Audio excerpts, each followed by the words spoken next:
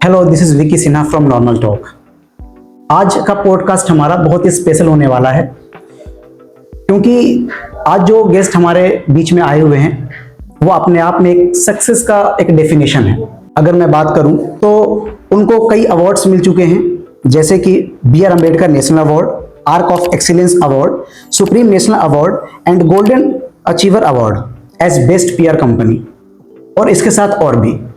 और उनको अवार्ड बहुत ही सेलिब्रिटी से मिल चुके हैं, जैसे कि अरबाज खान, उर्मिला मुंदाटकर, कृषि सेनान, राजा मुराद एंड सुनील सेठी, और भी यहाँ पे सेलिब्रिटीज हैं।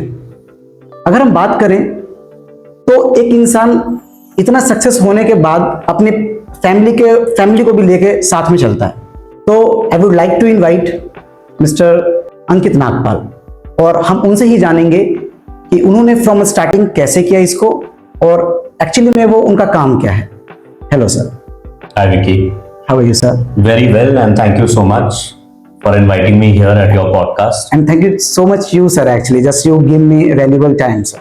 नहीं, it's completely my pleasure. Yeah. तो सर अगर मैं बोलना चाहूँ आज के टाइम पे सर, जी, तो बच्चा जस्ट दे हैव की 4 ऑप्शंस: डॉक्टर बनना है, इंजीनियर बनना है, गवर्नमेंट जॉब में जाना है, UPSC या फिर SSC, जी, कुछ ऐसा। और ये गिने चुने उनके ऑप्शंस होते हैं लाइफ के अंदर में। But sir just you have chosen different, बिल्कुल डिफरेंट। तो सर ऐसे जैसे हु इंसिस्ट यू, और सर फ्रॉम स्टार्टिंग कैसे हुआ ये सर सारी चीजें? मैं आपके एक लाइफ जर्नी के बारे में सर जानना चाहूंगा। देखिए, आपने बहुत अच्छी बात पूछी, क्योंकि एक चीज होती है एक करियर को चूज करना, और एक होता है उस करियर, एक अपने अंदर वो करेज डेवलप करना कि उस करियर पे सस्टेन करना। आप कई बार एक बिजनेस शुरू कर लेते हैं, मगर वो सस्टेनेबिलिटी वो बिल्कुल एक डिफरेंट बात हो जाती है, राइट? सो आप बोलेंगे कि मुझे किसी ने इंसिस्ट किया, तो नहीं, मुझे किसी ने इंसिस्ट नहीं किया, बट मेरे लिए एक इंस्पिरेशन जरूर रही। मैं उस इंसिस्टेंस को इंस्पिरेशन का नाम देना चाहूंगा, जो कि मेरे पिताजी हैं, मेरे फादर हैं। और मेरे फादर एक बहुत सीनियर जर्नलिस्ट, पत्रकार रह चुके हैं। और 35 साल उन्होंने कम से कम दिया है यूनाइटेड न्यूज ऑफ इंडिया को, जो कि एक काफी नामचीन वायर एजेंसी हमारे देश की है। और उसके बाद लोकसभा टेलीविजन, indiatelevision.com, इन सब में उन्होंने अपना योगदान दिया है। और पत्रकारिता में उन्होंने मतलब सिनेमा, एंटरटेनमेंट, काफी कुछ ऐसी चीजें जो उन्होंने कवर करी हैं अपने जर्नी में। और वहां से शायद मेरा मैं जब छोटा था तो बहुत सारे प्रेस कॉन्फ्रेंसेस में जाना, पत्रकारों से मिलना। हर फिल्म अगर फ्राइडे को रिलीज होती है तो मैं थर्सडे को देख लेता था, अपने फादर के थ्रू, क्योंकि प्रीमियर होता था मीडिया के लिए, रिव्यू करने के लिए। तो वहां से कहीं ना कहीं मेरा शायद मीडिया से एक इंटरेक्शन शुरू हुआ। और वो एक पार्ट था जहाँ शायद मेरी काइंड ऑफ कह सकता हूँ, I got nurtured by meeting that kind of gentry of journalism. मगर उसके साथ ही साथ मेरे में अपना खुद, I was always a very well spoken person. तो PR के अंदर एक बहुत जरूरी एक चीज होती है एक इंसान की, कि वो उसको बात कॉन्फिडेंस होना चाहिए। स्पीकिंग स्किल्स और communication skills have to be very good. तो वो कहीं ना कहीं मेरे साथ शायद हमेशा से थी। और आप कह सकते हो कि कम्युनिकेशन स्किल्स और एक वो कॉन्टैक्ट और जर्नलिज्म को मिला के ही एक कहीं ना कहीं PR निकल के आता है। स्पेशली फादर की तरफ से क्या सपोर्ट मिला आपको? देखिए, आज भी हैं वो, मेरे को सपोर्ट करते हैं। मैं उनकी आज भी एडवाइस लेता हूँ कुछ चीजों को लेके। और मैं मानता हूँ कि नॉलेज इज अनस्टॉपेबल। नॉलेज की कभी कोई आप कभी उसको डिफाइन नहीं कर सकते, वो चलती रहेगी। आप जब तक सुनना चाहते हैं, you are a good listener, तब तक नॉलेज इज अनस्टॉपेबल। तो फादर के साथ मेरा इनिशियली ऐसे हुआ कि जब ये चीज हम लोगों ने शुरू करी, तो कंपनी का नाम है bang on target PR and media solutions. तो जो शब्द बैंग है, B मेरे फादर का इनिशियल है, उनका नाम भारत भूषण नागपाल। A मेरा है अंकित, N है मेरी सिस्टर का नुपुर, और G है मेरी मदर का। तो उससे ये वर्ड निकला, और वहां से हमने ये चीज शुरू करी। और फादर का सपोर्ट ये रहा कि शुरू में ऑब्वियसली, क्योंकि वो सिनेमा से जुड़े थे, काफी ज्यादा उनका कनेक्शन थी, उनका जर्नलिज्म में लिखते थे उनके बारे में, तो कुछ क्लाइंट शुरू के जो आए वो ऑनेस्टली उनके जानकार उनके रिकमेंडेशन में आए। ओके। तो हम एक बहुत बड़ा फिल्म फेस्टिवल करते थे जिसका नाम था सिनेफैन फिल्म फेस्टिवल। ये अरुणा वासुदेव जी कराती थी, अब तो वो नहीं रही है, बट वो एक बहुत बड़ा नाम है एशियन सिनेमा में। तो वो हमारा पहला क्लाइंट था। बहुत ही कम ऐसा होगा आपको कि एक नई कंपनी शुरुआत करे और बड़ा क्लाइंट मिल जाए। बड़ा क्लाइंट मिल जाए, एग्जैक्टली। तो और वही एक मैं कहूंगा कि एक मोटिवेशन होती है और एक पुश होता है कि अगर आपका पहला ही काम बड़ा निकले तो आप कहते हो कि नहीं, कोई ना कहीं आपकी क्रेडिबिलिटी है और आप वो डिलीवर कर पाओ। तो शुरू में जैसे उनका ये योगदान जरूर रहा कि उनके कुछ कॉन्टैक्ट्स जो थे उनके थ्रू जो हमारे क्लाइंट्स बने, जिनका हमने पीआर शुरू किया। मगर सबसे इंपॉर्टेंट चीज जो मैं कहूंगा, वो लिखते बहुत अच्छा है। उनकी राइटिंग स्किल्स बहुत अच्छी हैं, मेरे से कई गुना अच्छी हैं। और अगर मेरी कम्युनिकेशन अच्छी है बहुत, तो उनकी राइटिंग बहुत अच्छी है। तो हर पीआर काम में आपको किसी क्लाइंट का काम शुरू करने के लिए आपको उनके लिए प्रेस रिलीज बनानी होती है, और वो प्रेस रिलीज बहुत अच्छी बनाते थे। तो हमारे किसी भी क्लाइंट नए नए आते तो बड़ा इंप्रेस होते थे कि प्रेस रिलीज, देखिए अगर पहली चीज ही होती है कि पत्रकारों को आप कैसे अप्रोच करोगे, पहले आप रिलीज देंगे। जैसे आपकी मेरी आज बातचीत हो रही है, तो कहीं ना कहीं आपने थोड़ा पढ़ा, कुछ राइटअप पढ़ा, कुछ शायद आपने थोड़ा रिसर्च करी। तो वो रिसर्च का जो मैटर है क्लाइंट के बारे में, वो उनकी तरफ से तैयार होता था। और वो बहुत अच्छे लगते थे, और वो उनका एक बहुत बड़ा सपोर्ट था पीआर को, मेरे को पुश उसमें होने में। और जहां मैं हूँ उनका बहुत बड़ा योगदान है। जैसे मैंने आपको प्रोफाइल को देखा तो उसमें ये भी पाया मैंने कि जो आपके फ्रेंड्स हैं वो आपके सबसे ज्यादा ये हिम्मत है मतलब की, तो मैंने उसमें देखा। ये सच है काफी, और आपने काफी डिटेल में पढ़ा है, मतलब कि ये सच है कि मैं मानता हूं कि कुछ बहुत बड़ा योगदान है मेरे फ्रेंड सर्कल का और मेरे दोस्तों का। मैं बहुत ज्यादा श्रेय देता हूं उनको इस चीज को लेके, क्योंकि देखिए आप एक हेल्दी एटमॉस्फेयर में, एक अच्छे वाइब में तभी रह सकते हैं जब आपकी सराउंडिंग अच्छी है। तो मेरे किस्मत से ऐसा रहा है कि मेरे बचपन से जो दोस्त मेरे बने, आप मानेंगे नहीं, आज भी वो हैं मेरे साथ। आज भी हम साथ, कभी कोई प्लान बनता है तो ट्रिप का भी बनता है, हम लोग कभी कोई डिनर प्लान है, मूवी प्लान है, तो वो भी बनता है। तो एक आपके अच्छे दोस्त होना आपके आसपास, जो आपको एक अच्छा मोटिवेट करे, अच्छा पुश करे, वो बहुत ज्यादा जरूरी है। और ये आपकी बात बिल्कुल सही है कि मैं वैसे भी, मेरा नेचर थोड़ा ऐसा है कि मैं थोड़ा फ्रेंडली हूँ सबके साथ। मेरी पीआर में भी आप कह सकते हो, शायद पीआर का रोल भी ये रहता है कि आप पब्लिक रिलेशन क्या होता है, यही होता है कि it's a better communication with people. But एक अपनी पर्सनल स्किल्स भी होती है। देखिए एक मेरा काम है और एक मैं पर्सनली मैं, दो बातें होगी।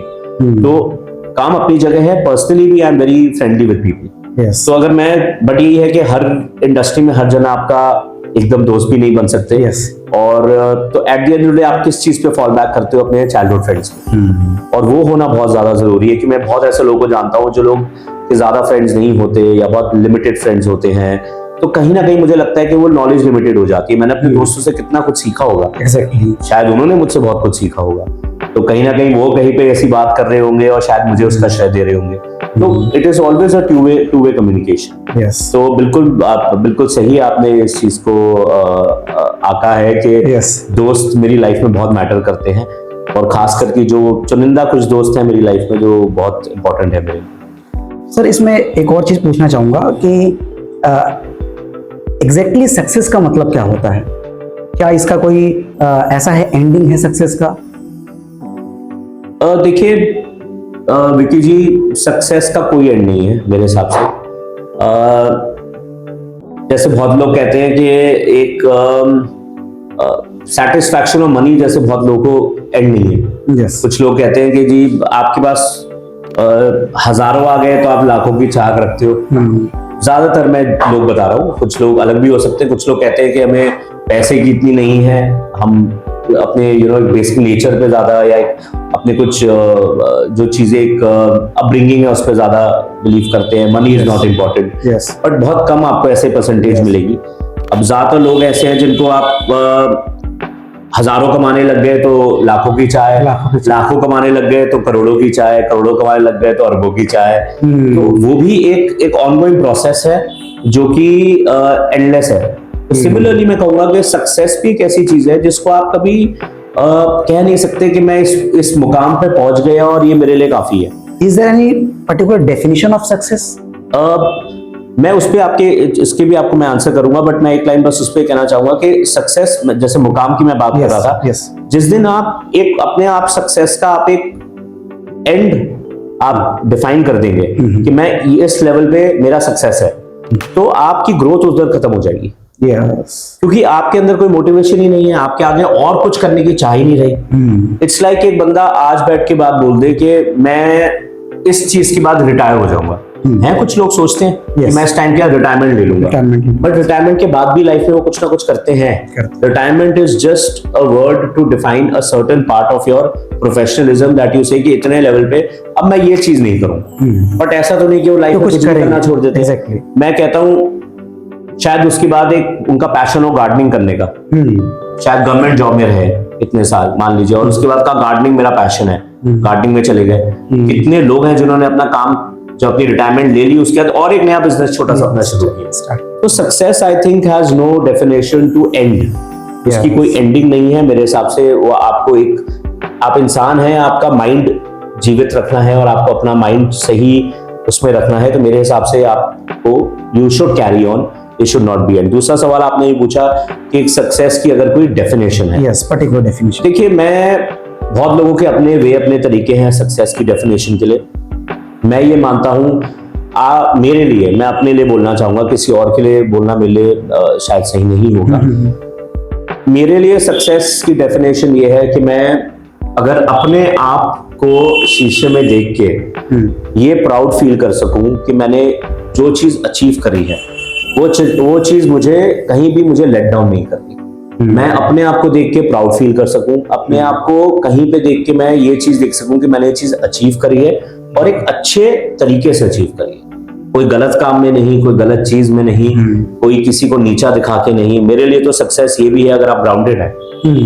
आप देखेंगे कि जितने लोग जितने सक्सेसफुल हैं, ज्यादातर वो लोग वो उतने ही डाउन टू अर्थ और अपने हम्बल हैं। यस। और जितने लोग स्ट्रगलिंग में हैं, उनके अंदर एक अननेसेसरली एटीट्यूड है, तो दिखावा है कि मैं तो ये हूं, मैं तो वो हूं, मैं हूं, जो है उसको दिखाने की जरूरत नहीं है। तो मेरे लिए वो भी एक डेफिनेशन सक्सेस है। शायद इसलिए मैं, आपने जो बताया जैसे कि अपनी इंट्रोडक्शन में मेरे लिए कि जितने सेलिब्रिटीज का आपने नाम लिया, मैं शिल्पा शेट्टी के साथ भी बैठा हूं, मैं इमरान हाशमी से भी मिला हूं, कृति सनन, गोविंदा, आपने जैसे बोला आने वाला एक इवेंट तब्बू के साथ भी मेरा शेड्यूल्ड है कुछ। तो इन सब के बावजूद आप मुझे देखेंगे कि मैं I am still very grounded, क्योंकि मुझे लगता नहीं कि किसी चीज में आप एक लेवल पे पहुंच गए तो उसके बाद जरूरी नहीं कि आप एक एटीट्यूड कैरी करें, क्योंकि एक एटीट्यूड और एरोगेंस के बीच में भी एक थिन लाइन होती है। मैं एक अच्छा एटीट्यूड आपको दिखाऊंगा, आप अच्छा फील करेंगे, बट एक लाइन क्रॉस कर जाऊंगा थोड़ी सी तो वो एरोगेंस लगेगी।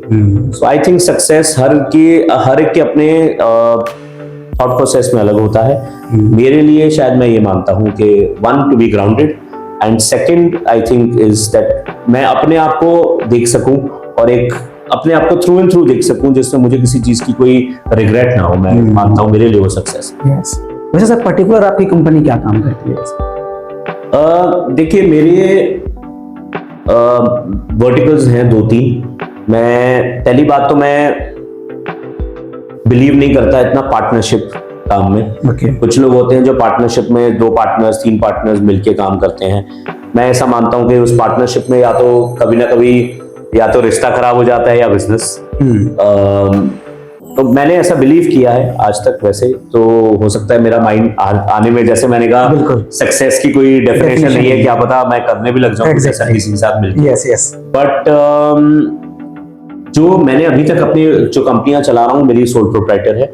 I am the only sole decision maker for my companies and I run basically 3 companies. पहली जो कंपनी है वो है Bang on Target PR and Media Solutions, जिसकी हमने बात करी कि मीडिया से कनेक्टेड है।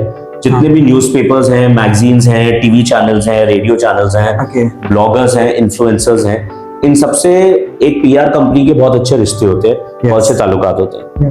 और इसको अपडेट करना भी पीआर का बहुत इंपॉर्टेंट काम रहता है, क्योंकि हर कोई अपनी जॉब छोड़ता है, एक नया जर्नलिस्ट आते हैं, नए पत्रकार आते हैं, तो वो एक लिस्ट को मेंटेन करके रखना बहुत इंपॉर्टेंट है।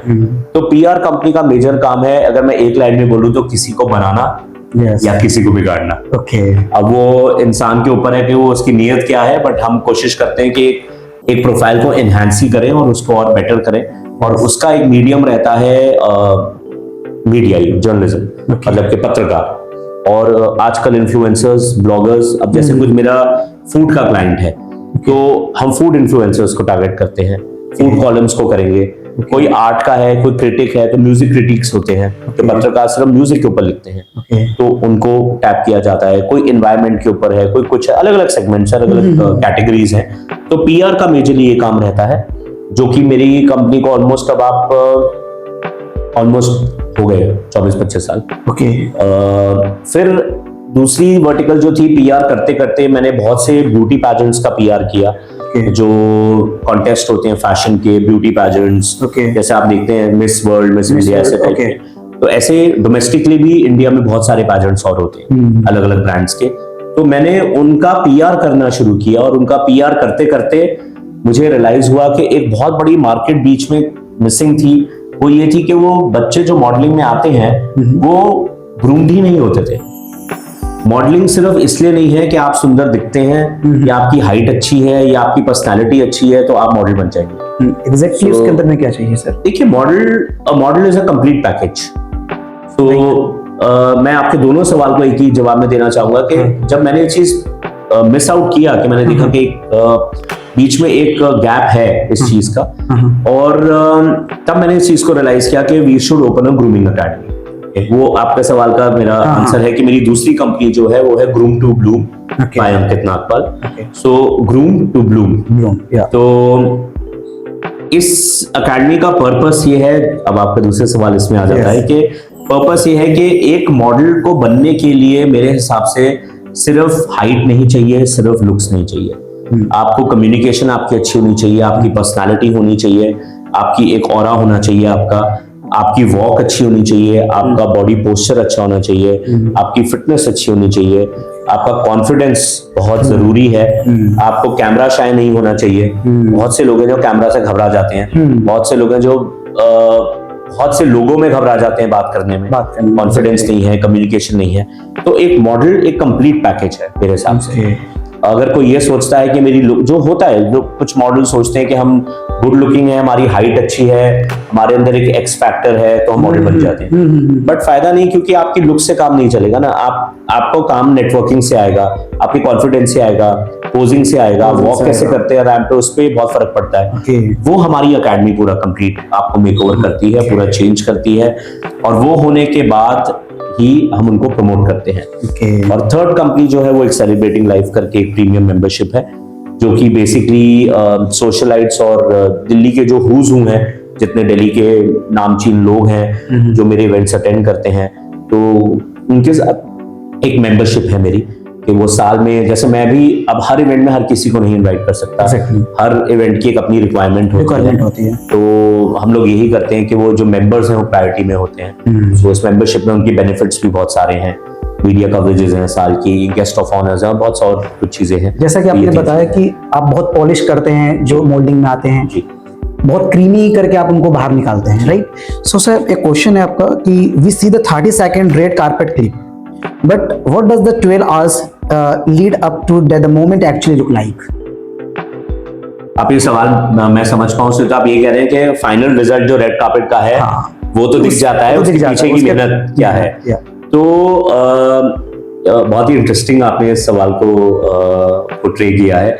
बहुत सही आपने बात कही कि जो फाइनल लुक होती है वो बहुत अच्छी लगती है, मगर पीछे की मेहनत बहुत है। तो अगर आप बहुत से फैशन शोज देखेंगे तो एक फैशन शो कॉन्सेप्चुअलाइज या शूट को कॉन्सेप्चुअलाइज करने के लिए, देखिए फैशन शो तो एक चीज होगी, फैशन शो है, एक शूट बहुत बेसिक होती है, आप इधर भी कर सकते हैं आप उस चीज को, मगर उसके पीछे बहुत चीजें हैं। फॉर एग्जाम्पल, जैसे कि एक शूट करने के लिए आपको अच्छे गारमेंट्स चाहिए, आपको स्टाइलिंग चाहिए, आपको ज्वेलरी चाहिए, आपको मेकअप चाहिए, आपको गुड फोटोग्राफर चाहिए, आपको एक अच्छा डायरेक्शन चाहिए करने के लिए, आपको कोई चाहिए जो शूट होने के बाद उसकी एडिटिंग करे, फिर उसकी रील बनेगी, फिर उसकी मार्केटिंग होगी, फिर वो फाइनली अपलोड होगा सोशल मीडिया में, वो आपका फाइनल रेड कार्पेट है। बट उसके पीछे का सोर्सिंग, स्टाइलिंग, फुटवेयर, मेकअप, 10,000 ऐसी चीजें हैं जो कि इन्वॉल्व होती हैं, सिमिलरली शो के अंदर है। तो एक शो को फाइनल आउटकम में लाने के लिए पीछे बहुत से लोग होते हैं और बहुत सी, एक जने का काम नहीं है। So it is a hard job, but यही काम है और मजा भी आता है क्योंकि आप किसी के अंदर एक ट्रांसफॉर्मेशन जब देखते हैं। मैं कहता हूँ, मेरा एक स्टूडेंट मेरे पास आया, मेरे पास एक स्टूडेंट 17 ऑफ एज में एक लड़की आई थी 17 साल में, और उन्होंने मेरा अकेडमी ज्वाइन करी। उनकी अब मैं बिफोर एंड आफ्टर देखता हूँ तो जमीन आसमान का फर्क है। क्योंकि जब वो आए थे तो बहुत सिंपल, बिल्कुल बेसिक, स्टाइलिंग की इतनी नॉलेज नहीं है, हाउ टू, हमारी इंडस्ट्री में कम्युनिकेशन है, हमारी इंडस्ट्री में ये भी समझना जरूरी है कि हर इंसान भी दोस्त नहीं है और हर इंसान दुश्मन भी नहीं है। तो हमारी में इंडस्ट्री में खास करके पेज 3 में हम सब एक फिल्म भी देख चुके हैं, पेज 3 आई थी, और उसमें काफी सही तरीके से डिपिक्ट भी किया गया है। ये बहुत सी चीजें बहुत प्रिटेंशियस है, मतलब काफी लोग आपके मुंह पे अच्छा बनते हैं बट शायद है नहीं, और कुछ हैं जो दिखावा नहीं करते बट हैं आपके साथ। तो वो इंसान को समझना कि आपके लिए कौन हानिकारक है और कौन इंसान आपकी लाइफ में एक एडिशन या एक कुछ पॉजिटिविटी ला सकते हैं, वो एक समझने की भी एक पावर होती है। ये सब पार्ट ऑफ इट एक ग्रूमिंग है। तो अगर मैंने उस बच्चे को पूरा ट्रांसफॉर्म किया और आज मैं उसको देखता हूँ, she is doing so well, fashion shows कर रही हैं, शूट्स कर रही हैं, और ग्रैटिट्यूड है हर जगह। शी विल गो, कहीं पर उनसे सवाल पूछा जाता है, she will always take my name. यही मैं कहता हूँ एक पार्ट ऑफ सक्सेस है, वो भूली नहीं अपने रूट्स, और यही चीज शायद मेरे अंदर है तो मैंने सिखाई है।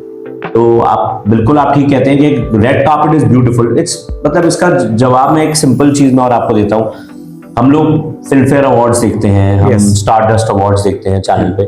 अब देखने में तो इतना कुछ लगता है कि हमें लगता है कि बहुत ही अच्छे, फाइनल आउटकम बहुत अच्छा है, सेलिब्रिटीज दिख रहे हैं, सब तैयार हैं, बट उसके पीछे प्रोडक्शन हुई होगी, स्टाइलिंग हुई होगी, शो कॉन्सेप्ट हुआ होगा, सारे सेलिब्रिटी से कम्युनिकेशन, उनका स्टे, उनका आना, उनका ट्रैवल, उनका खाना, उनका पीना, एवरीथिंग। बट फाइनल आउटकम है वो सब नहीं दिखता। ग्लिचेस भी हुए होंगे, हो सकता है किसी सेलिब्रिटी को टाइम पे खाना नहीं मिला, कोई खाना सही नहीं मिला, कहीं गाड़ी टाइम पे नहीं पहुंची, कहीं पे कोई प्रोडक्शन में काम होते होते लाइट गिर गई, फिर वो लगाई, बहुत चीजें होती हैं इसकी। बट फाइनल हमें क्या दिखाई देता है? The final outcome. यस, इसमें सर एक पर्सनल क्वेश्चन जी, जैसे कि आपने बताया कि इसमें बहुत सारी चीजें आपने ऐड ऑन करी, कम्युनिकेशन स्किल अच्छा होना चाहिए, वॉइस मॉड्यूलेशन, टोनैलिटी, एवरीथिंग जी। क्या आपको कभी आपके कंपनी में कोई ऐसी लड़की या फिर ऐसी आई हो जो आपको सपोज पैसे देकर के ऑफर कर रही हो, क्योंकि पीछे शायद इंडस्ट्री के पीछे कुछ ऐसा होता हो, रेड कारपेट पे लाने के लिए पैसे लेकर के और वहां पे शो कर सकते हैं? देखिए, ऐसा बहुत कॉमन है, मेरे साथ नहीं हुआ, क्योंकि मेरा काम को आप थोड़ा सा समझिए कि उसका एक अलग रोल है। ग्रूमिंग क्या होती है कि ग्रूमिंग, देखिए, at the end of the day grooming academy भी is not a charity, it is a professional work. तो कल को अगर कोई मॉडल मेरी अकेडमी ज्वाइन करती है तो हम एनीवे चार्ज तो कर ही रहे हैं उनको ग्रूम करने के लिए। सो या तो मैं चैरिटी पर्पस से सोचूं, और वो भी मैंने किया है। I have done a lot of work for lot of NGOs. बहुत बार ऐसे एनजीओज मेरे पास आए हैं जिन्होंने मुझे कहा कि अंडर प्रिविलेज बच्चे हैं जो कि अफोर्ड नहीं कर सकते, उनको थोड़ा सा उनकी कॉन्फिडेंस को बूस्ट करना है, या उनकी पर्सनालिटी को थोड़ा बेटर करना है, तो आई डोंट चार्ज मनी।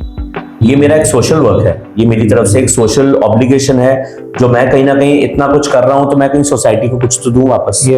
तो बिल्कुल किया है, वहां कुछ चार्ज नहीं किया है, तो वहां तो कोई मनी की बात ही नहीं है। वो मेरी अपनी मेरा अपना मन है, मेरा अपना दिल है कि मैं चीज करना चाहता हूँ, मुझे ऐसा मौका मिलता है तो मैं जरूर करता हूँ, बिल्कुल से जो मेरी कैपेसिटी में बिल्कुल करना चाहता हूँ। मगर जो आपने दूसरा सवाल पूछा कि क्या कोई मॉडल ने आके कभी ऐसे पैसे देके कहा हो कि मैं शूट करना चाहूँ, ये शूट करना चाहूँ, मेरे में हम लोग प्रोफेशनली चार्ज करते हैं ग्रूमिंग के लिए। अकेडमी वो ज्वाइन करते हैं, उनको एक फीस वो पे करते हैं, उनको पूरा सेशंस लिए जाते हैं, पूरी ट्रांसफॉर्मेशन होती है। उसकी ट्रांसफॉर्मेशन के बाद हम लोग उनको डेफिनेटली आगे काम देते हैं। आगे हम कहीं ना कहीं उनको शो देते हैं, फैशन शो, वॉक देते हैं, रैंप वॉक देते हैं, ई कॉमर्स शूट देते हैं, प्रिंट शूट देते हैं, होर्डिंग शूट देते हैं, मैगजीन शूट देते हैं। तो उसके लिए उनसे पैसे लेने का कोई लॉजिक ही नहीं है, उनको इनफैक्ट पैसे मिलने चाहिए। एक मॉडल अपनी एक बेसिक इन्वेस्टमेंट पहले कर रही हैं मेरे से ग्रूमिंग लेके, अब उसके बाद उनसे पैसे लेने का कोई मतलब ही नहीं है। यस क्योंकि उसके बाद तो उनको तैयारी इसी चीज के लिए किया जा रहा है कि उनको अब पैसा मिले। यस इट इज लाइक कि आप आप कहीं पढ़ाई कर रहे हैं इतना पैसा खर्च के, और उसके बाद खर्चने के बाद आप क्या चाहेंगे, अब आपकी जॉब लगे और आपको सैलरी मिले। यस अब सैलरी के लिए भी आप पैसे थोड़ी देंगे, वो तो आपको आने चाहिए। मगर ये तो हो गया मेरा रोल जो आपने मुझसे पूछा। Yes. मगर डेफिनेटली ऐसे बहुत से फैशन शोज दिल्ली में हो रहे हैं, नाम नहीं लेना चाहूंगा मगर ऐसे बहुत से फैशन शोज हो रहे हैं, बहुत से ऐसे ब्यूटी पैजेंट्स हैं जो मेरिट के लिए किसी की मेरिट पे नहीं ले रहे कि आपका मेरिट है, आप अच्छा दिखते हैं या आपकी पर्सनालिटी अच्छी है या आप इस एकेडमी से ग्रूम होके आए हैं या आप ये हैं वो हैं, तो इसलिए हम आपको छूट देते हैं। वो आपको ले ही इसलिए रहे हैं चाहे उनकी मॉडलिंग लुक भी ना हो, मॉडल, बट क्यों? क्योंकि वो बच्चा पैसा दे रहा है। ऐसा क्योंकि सर एक सिनेफिल अवार्ड देख रहा था मैं, उसके अंदर में शाहरुख खान बोलते हैं कि मैंने इतने अवार्ड जीते हैं, उसमें कंगना रावत ने आई थिंक क्वेश्चन किया कि इसमें से खरीदे कितने हैं, तो दैट्स वजह से आस्क्ड। तो आपने अब क्वेश्चंस का बिल्कुल डायमेंशन ही चेंज कर दिया क्योंकि पहले आपने मुझे सवाल पूछा कि मॉडल्स पैसे देके क्या काम पे आते हैं, अब आप अवार्ड्स पे जो आ रहे हैं तो वो भी आपकी बात ठीक है। आज की डेट में 60 to 70% अवार्ड्स जो शोज हो रहे हैं, एटलीस्ट दिल्ली में बोल सकता हूं मैं, वो पैसे देके ही हो रहे हैं। कि एक वो क्या कहते हैं कि आप इतना पैसे दे दीजिए आपको हम अवार्ड दे देंगे, और मैं इसके सख्त खिलाफ हूँ क्योंकि मुझे ऐसा लगता है कि एक रिकग्निशन, एक अवार्ड कहीं ना कहीं आपको मिल रहा है आपके हार्डवर्क के लिए, आपकी रिकग्निशन के लिए, आपकी मेहनत के लिए। मगर अगर आप उसको खरीद ही रहे हैं तो फिर उसकी ऑथेंटिसिटी क्या रहेगी? वो अवार्ड आज की डेट में अगर मैं खरीद लूं, कल को जिसने कोई कुछ काम नहीं किया उसके पास पैसा है उसने खरीद लिया, तो मेरी मेहनत और उसके खरीदे हुए अवार्ड में फर्क क्या रहेगा? वो तो सेम बात हो गई ना। तो मैं इस चीज के बिल्कुल खिलाफ हूं। मैंने काउंट नहीं करना चाहूंगा, मैं काउंट कर भी नहीं पाऊंगा शायद जितने अवार्ड्स या गेस्ट ऑफ ऑनर्स, मतलब अब थोड़ा मजाक की बात मेरे घर में भी बन गई है। सर प्रेस्टिजियस अवार्ड जो आपको मिला, मैं उस पे आता हूँ, मतलब मजाक की बात ये बनी कि मेरे फैमिली में अब वो कई बार मैं अवार्ड आता है तो मेरी मदर ऐसे मजाक में कहती है बेटा अभी इसको डाइनिंग टेबल पे रखने पड़ जाएंगे तो अब इतने हैं, ऑफिस में भी, ग्रूमिंग अकेडमी भी इतने हैं। मगर एक बात मैं शान से कह सकता हूँ और आपके पॉडकास्ट में कह सकता हूँ कि आपने सवाल बहुत अच्छा पूछा है, एक भी अवार्ड खरीदा हुआ नहीं है, एक भी गेस्ट ऑफ ऑनर जो है वो इसलिए नहीं है कि मैंने 1 रुपए भी निकाल के दिया हो कि मुझे आप ऑनर कीजिए, ये पैसे ले लीजिए। I have never done that. और इस आपने मुझसे शुरू में सवाल पूछा सक्सेस, यही है जवाब कहीं ना कहीं। मैं आज पीछे मुड़ के अपने आप को शीशे में अगर आज आप मुझे खड़ा कर देंगे, मैं अपने आप को देख के ये नहीं कह सकता कि मैंने अपनी सक्सेस खरीदी है, मैंने अपनी सक्सेस खुद कमाई है। और यही आपके सवाल का कहीं ना कहीं जो मैंने वहीं भी जवाब दिया, बट शायद अब एक एग्जांपल बहुत अच्छा कोरिलेट हो गया। और सिमिलरली मैं ये भी मानता हूँ, एक चीज और मुझे बहुत अपने लिए प्राउड फील होता है कि ये बात मैंने अपने फादर से ही सीखी है कि we are very loan free people. मतलब बहुत से लोग हैं जिन पे लोन्स हैं, कर्जे हैं, कि लोन पे कम बिजनेस शुरू किया है, लोन पे घर चल रहा है, लोन पे गाड़ी चल रही है, ये चल रहा है। आज की डेट में मैं ये कह सकता हूँ कि अगर मैं सुबह उठता हूँ तो इतनी पीसफुली उठता हूँ, लोगों की सुबह इतनी पीसफुल कई बार नहीं होती, उनको डर होता है कि आज दरवाजा खटखटाएगा कोई और बोलेगा मेरे 10,000 देने हैं, आपने 5,000 देने हैं, ये देना है, वो देना है, 1 लाख देने हैं, 1 करोड़ देना है। मैंने 1 रुपया किसी को नहीं देना है। लेने जरूर है, कुछ लोग हैं ऐसे रहे हैं, कुछ लोग क्लाइंट्स भी जिनकी पेमेंट्स कभी नहीं आई, गायब हो गए या पैसे उधार ही दी नहीं दिए, बट देने नहीं है, लेने जरूर है। तो ये एक फीलिंग बहुत अच्छी है और मुझे लगता है कि ये मेरे लिए बहुत बड़ी एक सक्सेस स्टोरी है मेरे लिए। और आपने सवाल पूछा जैसे कि आपने खुद ही वैसे इंट्रोडक्शन में मेंशन किया कि BR अम्बेडकर अवार्ड जैसे हैं, आर्क ऑफ एक्सीलेंस अवार्ड है। मैं पिछले 2 साल से नेशनल अचीवर्स अवार्ड जीत रहा हूँ for the best PR company, और 1 साल मैंने जीता for the best grooming academy. मेरी दोनों कंपनीज को नेशनल अचीवर्स अवार्ड मिल चुका है। एक अवार्ड मुझे दिया गया था इमरान हाशमी के द्वारा, और एक से मुझे सम्मानित किया गया था बाय महिमा चौधरी एंड गुलशन ग्रोवर। और ये एक साशा मीडिया सोल्यूशन इवेंट कराते हैं, बहुत ही प्रेस्टिजियस अवार्ड प्लेटफॉर्म है। और उन्हीं का ये तब्बू वाला शो भी आ रहा है जो आने वाले इसी 1-1.5 महीने के अंदर अंदर।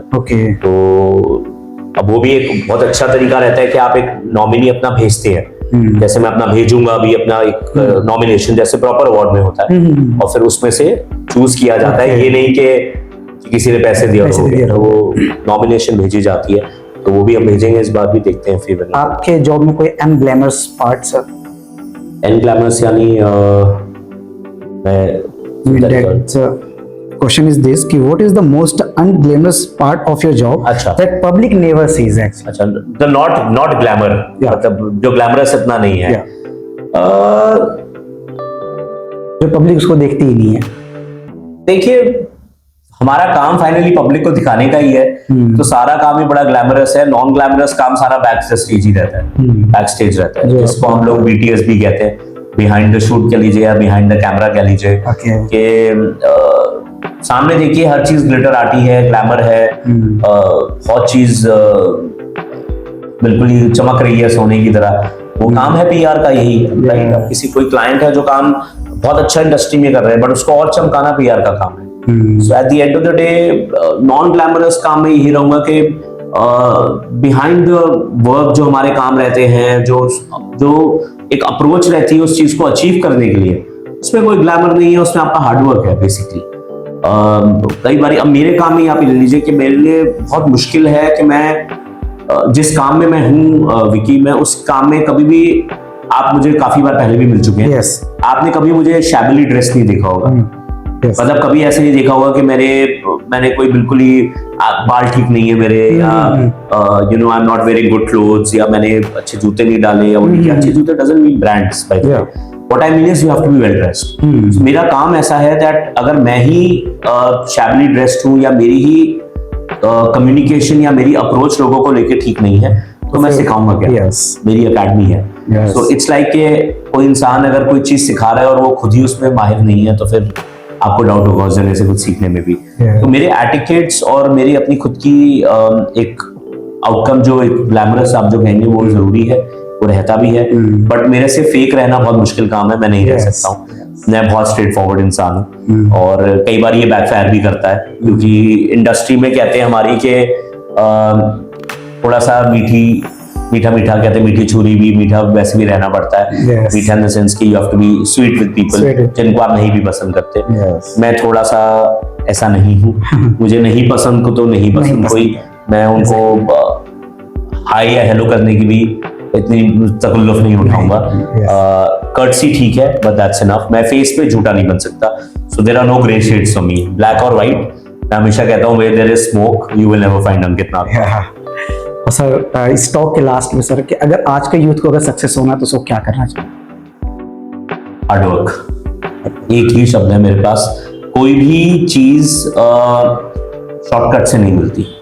आप कोई भी सीढ़ी देखिए, एक सीढ़ी दीवार के तरफ लगी हुई है, और आप सीढ़ी चढ़ने की आपको मान लीजिए आदत नहीं है ज्यादा, हर कोई कंफर्टेबल नहीं होता। बहुत मैं लोगों को जानता हूं उनको सीढ़ी चढ़ने में थोड़ा घबराहट होती है, गिर ना जाए, ये नहीं है वो नहीं है। मगर अगर आप किसी को किसी तरीके से किसी और माध्यम से या कोई स्टूल वूल रख के सीधा सीढ़ी के टॉप पे खड़ा कर देंगे और छोड़ देंगे, वो जना उतर नहीं पाएगा, वो वहीं रह जाएगा। और अगर वो किसी दिन नीचे गिर गया तो वापस नहीं चढ़ पाएगा। तो बहुत जरूरी है कि शॉर्टकट्स ना अपनाए जाएं, और कोई भी चीज हो वो हार्डवर्क से अचीव करी जाए। सक्सेस मेरे लिए बहुत इंपॉर्टेंट ये चीज है, क्योंकि eight the end of the day आप जब कोई चीज सीख ही नहीं रहे हो तो उस चीज को आप दोहरा ही नहीं पाओगे फिर से कभी लाइफ। कितने लोग हैं सर के जो लोग बहुत ही सक्सेस के इस लेवल पे पहुंचे और उनको डाउनफॉल आया और वो फिर खड़े हुए हैं, क्यों? क्योंकि उन्होंने वो हार्डवर्क अपना अचीव किया है, और सक्सेस उन्होंने अपने हार्डवर्क से सीखा है।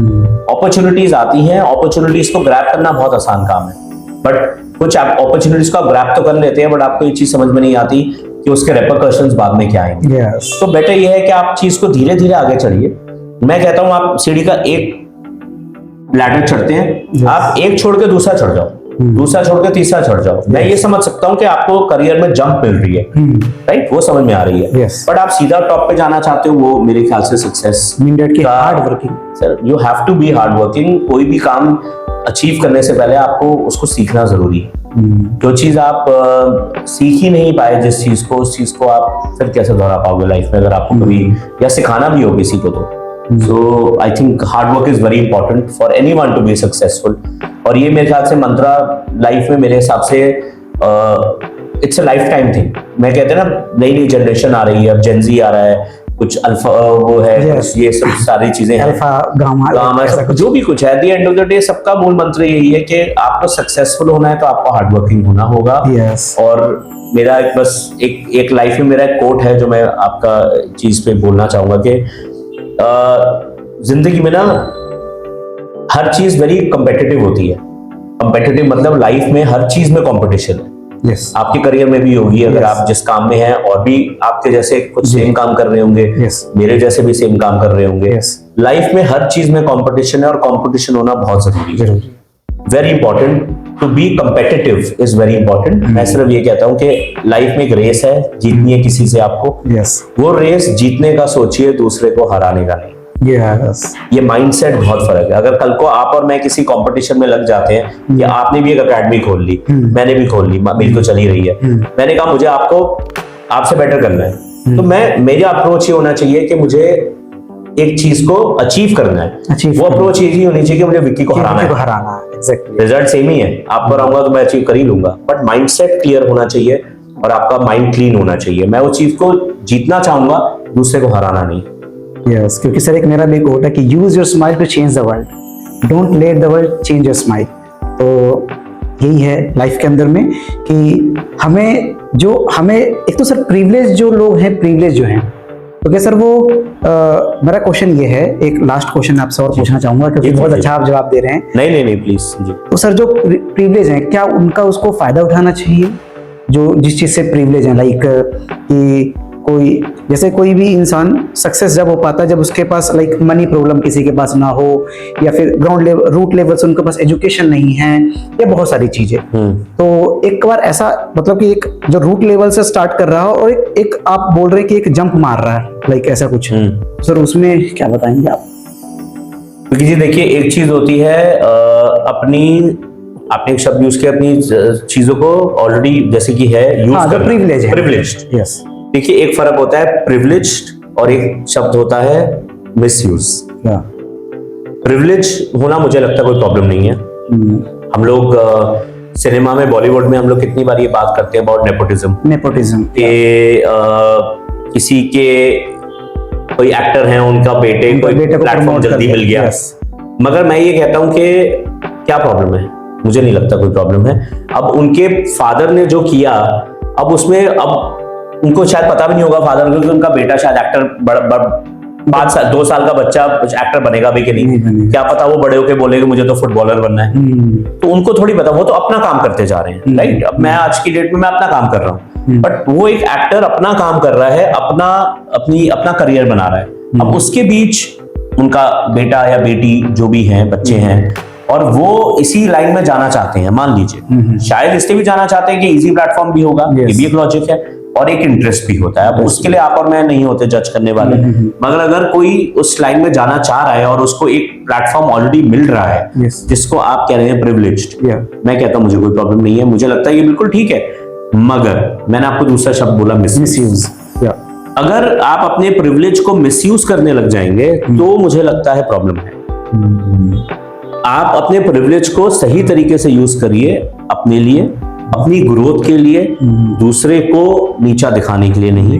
प्रिविलेज से आप दूसरे को नीचा भी दिखा सकते हैं, यस, राइट, क्योंकि आपके पास प्रिविलेज है, मैं इसका बेटा हूं, तो वो तू क्या चीज है, एज एटीट्यूड। यस, मैंने आपको बोला attitude, arrogance, that's a very wrong thing. So don't misuse your privileges, I think, but being a privileged person in life I think is not a problem at all। but मैं आज भी मानता हूं कि अगर कोई जना किसी का बिजनेस में सिर्फ एक्टर ही क्यों, मैं कहता हूं आज कोई इंडस्ट्रियलिस्ट है, उनके बेटे उसी काम में चले जाते हैं, पॉलिटिशियन है, विदाउट नेमिंग एनीवन, वो उसमें चले जाते हैं, वो अपना नीश बनाए, ठीक है, उनको एक प्लेटफॉर्म मिल गया, बट उस प्लेटफॉर्म को एक नई तरीके से, एक नई जनरेशन, एक नए आइडियाज के साथ लाए। क्या प्रॉब्लम है to be privileged? Don't misuse it, that's my only logic. Thank you so much sir. Thank you so much Vicky. मैं आपको एक चीज और कहना चाहूंगा कि आप मतलब मैं आपसे पहली बार मिला था, ये पॉडकास्ट का पार्ट हो या ना हो, बट मैं बात जरूर मेंशन करना चाहूंगा कि you are a very simple person, और मेरा यहाँ आने का रीजन सिर्फ यही था कि आप बहुत हम्बल हैं। तो आप जो कर रहे हैं बहुत इंस्पायरिंग है, बहुत मोटिवेटिंग है। Yes. मैं तो चाहूंगा कि आपको देख के बहुत से लोग पॉडकास्ट को एक अच्छे तरीके से इस्तेमाल करें, अपने लिए भी और औरों की चीजों को भी उजागर करने के लिए। Yes. मैं ऑलरेडी एक ऐसी इंडस्ट्री में हूं जहां पे मैं अपने काम में जाना जाता हूं या मैं इतने सालों का हुआ है, Yes. बट ऐसे बहुत से लोग हैं जिनको शायद आपका प्लेटफॉर्म एक रिकग्निशन और दिलाए। Yes. तो इसको प्लीज कैरी ऑन रखिए। विकी जी, मेरी बहुत सारी विशेष हैं आपको। Thank you so much, sir. और आपसे मिलके, आपकी टीम से मिलके मुझे बहुत अच्छा लगा है। And I wish you all the success Thank you for so your much. Future times. Thank you so much sir, आप आए यहाँ पे। Thank you. so much.